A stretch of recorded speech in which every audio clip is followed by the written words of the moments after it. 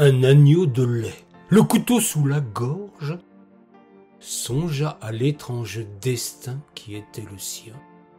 Une curieuse aventure qui se forge dans une grotte chez les Palestiniens.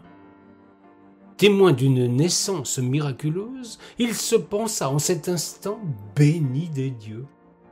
Cette idée fugace et bienheureuse lui laissait espérer un avenir radieux.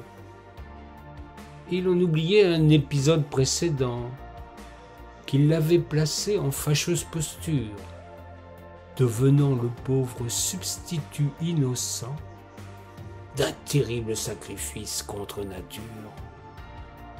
Décidément, à l'heure de son nouveau trépas, le malheureux animal regretta son sort. Pourquoi diantre n'était-il pas un verrat ? Question qui ouvrit la boîte de Pandore. Car en évoquant celui qui était maudit, l'affaire tourna dans l'instant en eau de boudin. L'interrogation lui jeta le discrédit partout jusqu'aux lointaines rives du Jourdain. Devenant ainsi la victime expiatoire, l'agneau se transforma en bouc émissaire. Il entra ainsi dans la légendaire histoire en offrant son sacrifice nécessaire.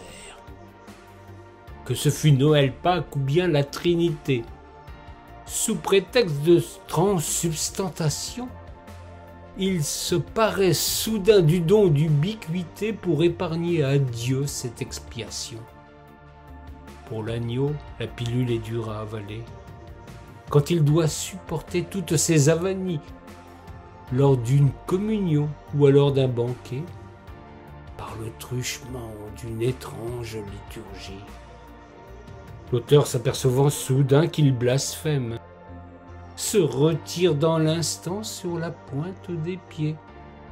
Il s'en retourne faire l'âne à Bethléem pour sortir au plus vite de ce guêpier.